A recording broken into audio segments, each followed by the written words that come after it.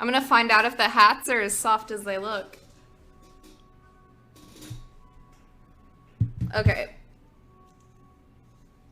All right, let's do this reading thing. Isaac Asimov, the last question.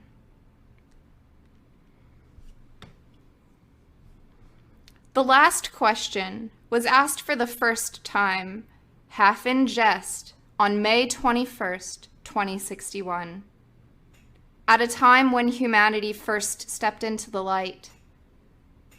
The question came about as a result of $5 bets over highballs, and it happened this way.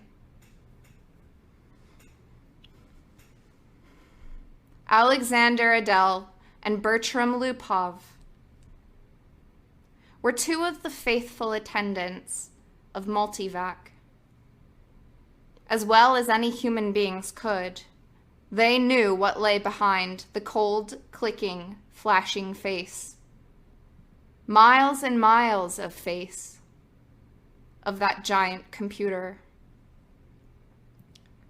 They had at least a vague notion of the general plan of relays and circuits that had long since grown past the point where any single human could possibly have a firm grasp of the whole.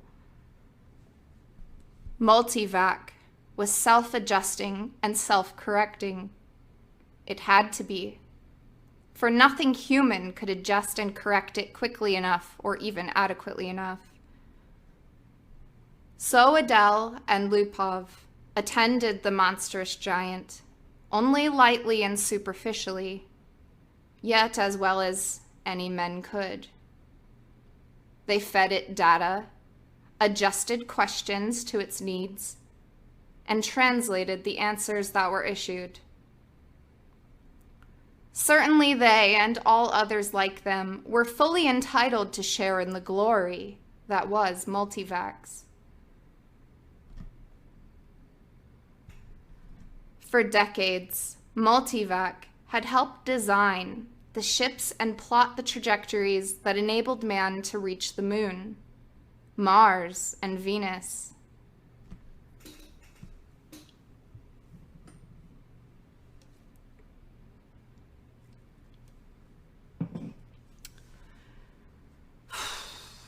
For decades, Multivac had helped design the ships.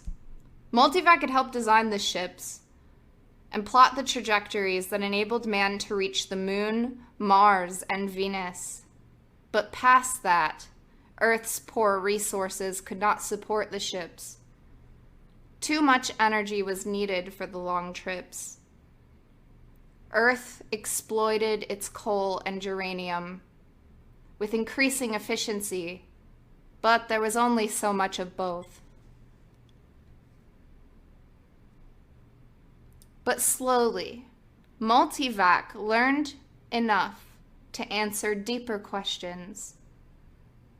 More fundamentally, and on May 14th, 2061, what had been theory had become fact.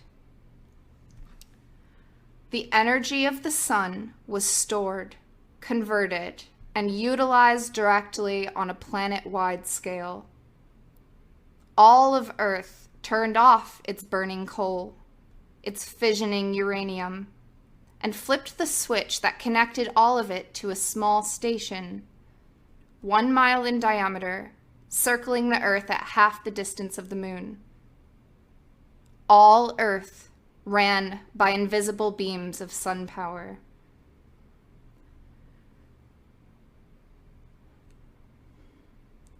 "7 days had not sufficed to dim the glory of it, and Adele and Lupov finally managed to escape from the public functions and to meet in quiet, where no one would think of looking for them, in the deserted underground chambers where portions of the mighty buried body of Multivac showed.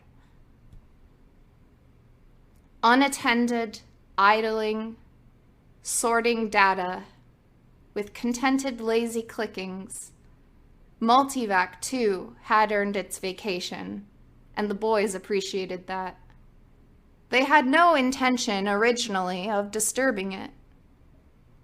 They brought a bottle with them, and their only concern at the moment was to relax in the company of each other and the bottle.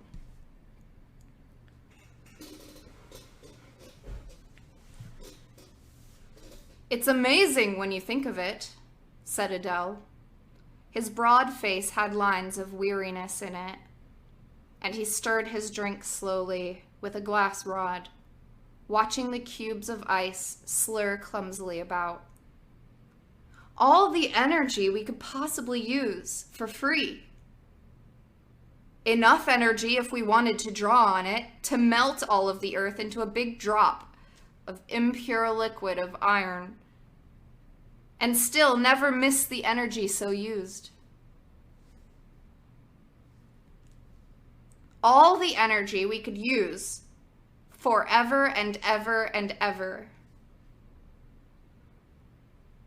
Lupov cocked his head sideways. He had a trick of doing that when he wanted to be contrary, and he wanted to be contrary now. Partly because he had to carry the ice and the glassware. "Not forever," he said. "Oh, hell, just about forever. Till the sun runs down, Bert." "That's not forever." "All right, then. Billions and billions of years. 10 billion, maybe. Are you satisfied?" Lupov put his fingers through his thinning hair, as though to reassure himself that some was still left, and sipped gently at his own drink. 10 billion years isn't forever." "Well, it'll last our time, won't it?" "So would the coal and the uranium." "Well, all right. But now we can hook up each individual spaceship to the solar station, and it can go to Pluto and back 1,000,000 times without ever worrying about fuel. You can't do that on coal and uranium. Ask Multivac if you don't believe me." "I don't have to ask Multivac. I know that." "Then stop running down what Multivac's done for us," said Adele, blazing up. "It did all right." "Who says it didn't?" "What I say is that the sun won't last forever. That's all I'm saying. We're safe for 10 billion years. But then what?" Lupov pointed a slightly shaky finger at the other. "And don't say we'll switch to another sun." There was silence for a while. Adele put his glass to his lips occasionally, and Lupov's eyes slowly closed. They rested. Then Lupov's eyes snapped open. "You're thinking we'll switch to another sun when ours is done, aren't you?" "I'm not thinking." "Sure you are. You're weak on logic. That's the trouble with you. You're like the guy in the story who was caught in a sudden shower and who ran to a grove of trees and got under one. He wasn't worried, you see, because he figured when one tree got wet through, he would just go under another one."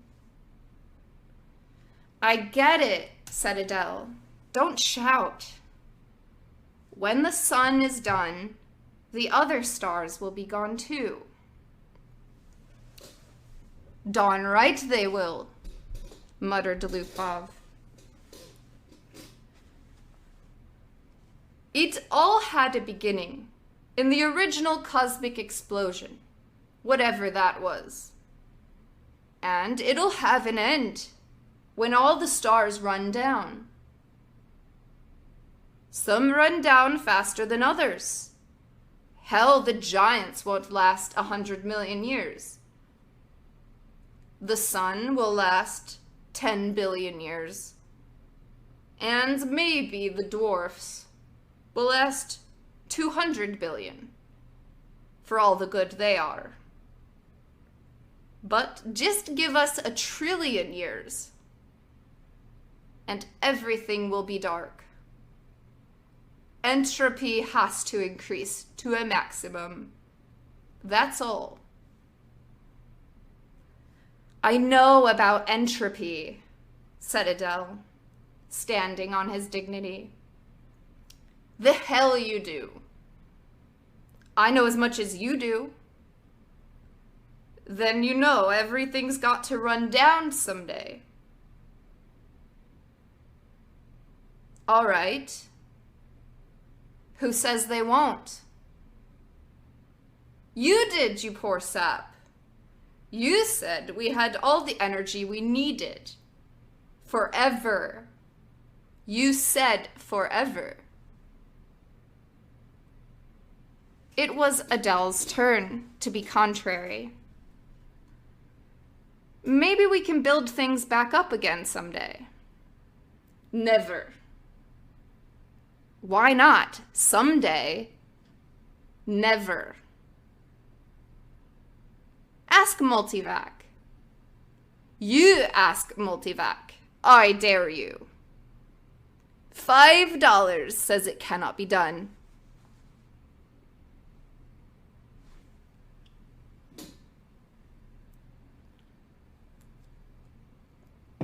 Adele was just drunk enough to try, just sober enough to be able to phrase the necessary symbols and operations, which in words might have corresponded to this.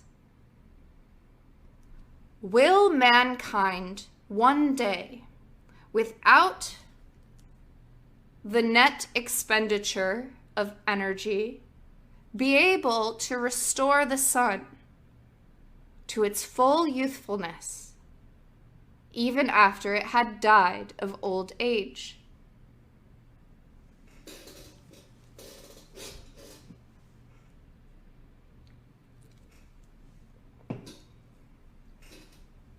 Or maybe it could be put more simply, like this. How can the net amount of entropy of the universe be massively decreased? Multivac fell dead and silent. The slow flashing of lights ceased, and distant sounds of clicking relays ended.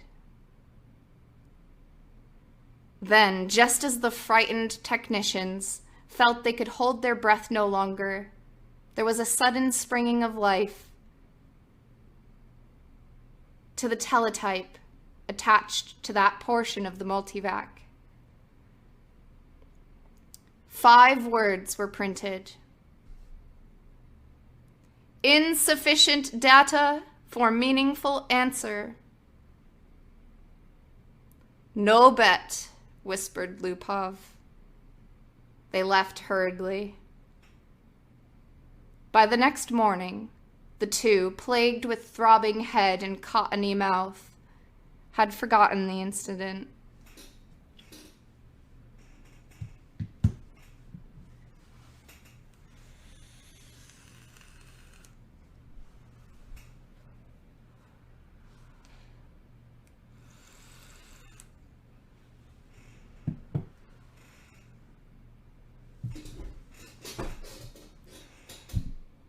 Gerard, Gerardine, and Gerardette.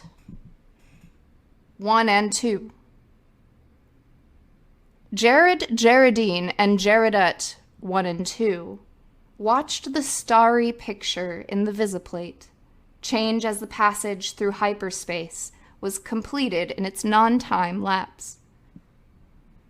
At once, the even powdering of stars gave way to the predominance of a single bright shining disk, the size of a marble, centered on the viewing screen. That's X-23, said Jared confidently, His thin hands clamped tightly behind his back, and the knuckles whitened. The little Jaredettes, both girls, had experienced hyperspace passage for the first time in their lives, and were self-conscious over the momentary sensation of inside-outness. They buried their giggles and chased one another wildly about their mother, screaming, "We've reached X-23! We've reached X-23! We've—" "Quiet, children," said Jaredine sharply. "Are you sure, Jared?" "What is there to be but sure?" asked Jared.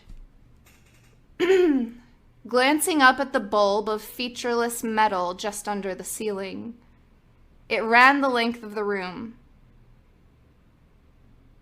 disappearing through the wall on the other end.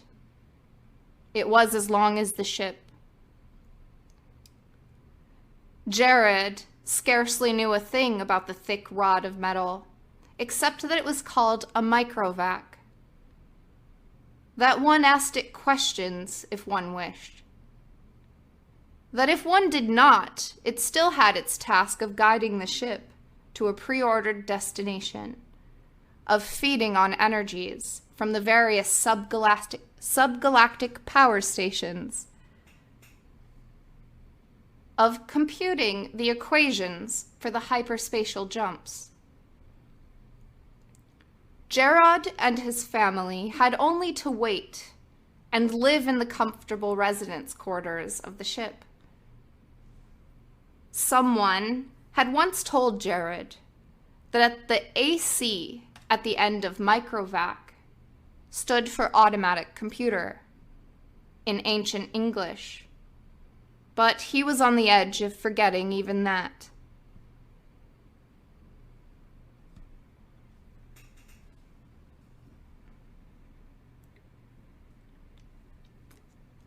The AC at the end of microvac stood for automatic computer, but he was on the edge of forgetting even that. Jaredine's eyes were moist as she watched the visiplate. "I can't help but feel it. I feel funny about leaving Earth." "Why, for Pete's sake?" demanded Jared. "We had nothing there. We'll have everything on X-23. You won't be alone. You won't be a pioneer. There are over 1 million people on the planet already. Good Lord, our great-grandchildren will be out looking for new worlds, because X-23 will be overcrowded." Then, after a reflective pause, "I tell you, it's a lucky thing computers worked out interstellar travel the way the race is growing." I know, said Jaredine miserably.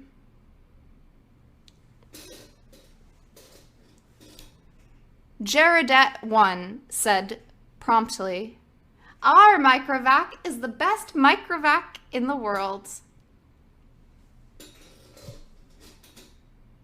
"I think so too," said Jared, tousling her hair.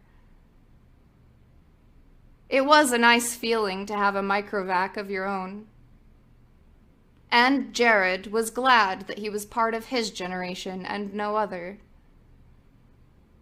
In his father's youth, the only computers had been tremendous machines taking up 100 square miles of land. There was only one to a planet. Planetary ACs, as they were called. Planetary ACs, as they were called.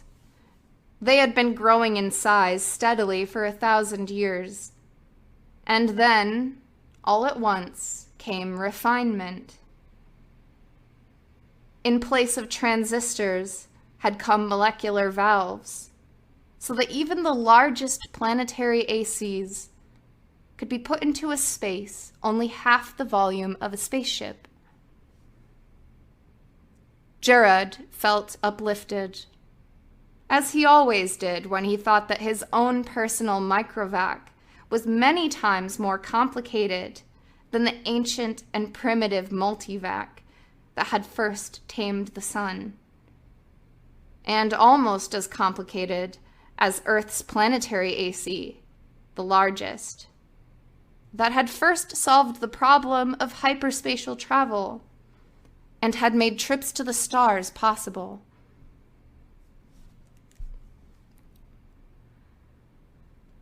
So many stars, so many planets, sighed Geraldine, busy with her own thoughts. I suppose families will be going to new planets forever, the way we are now. Not forever, said Jared, with a smile. It will all stop someday, but not for billions of years. Many billions. Even the stars run down, you know. Entropy must increase. What's entropy, Daddy? Shrilled Jaredette too. Entropy, little sweet, is just a word which means the amount of running down of the universe. Everything runs down. You know, like your little walkie-talkie robot. Remember? Can't you just put in a new power unit, like with my robot? The stars are the power units, dear.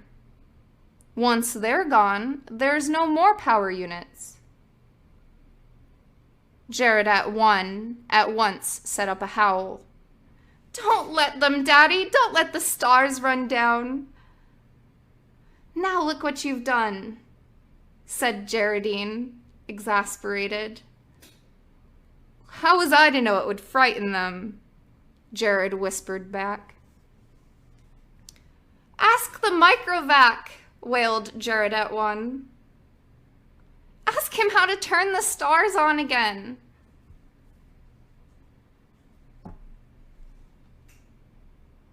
Go ahead, said Geraldine. It will quiet them down. Jaredette, too, was beginning to cry as well. Jared shrugged. Now, honeys, I will ask the microvac. Don't worry, he'll tell us.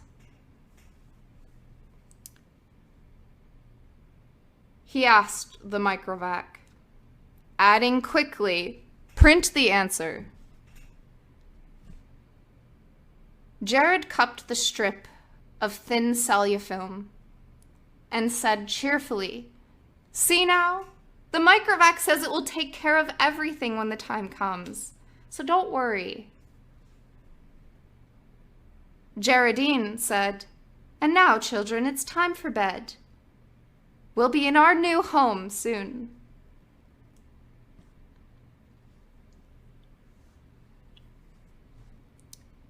Jared read the words on the cellulofilm again before destroying it.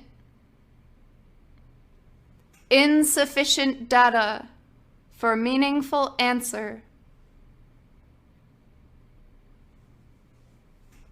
He shrugged and looked at the visiplate. X-23 was just ahead.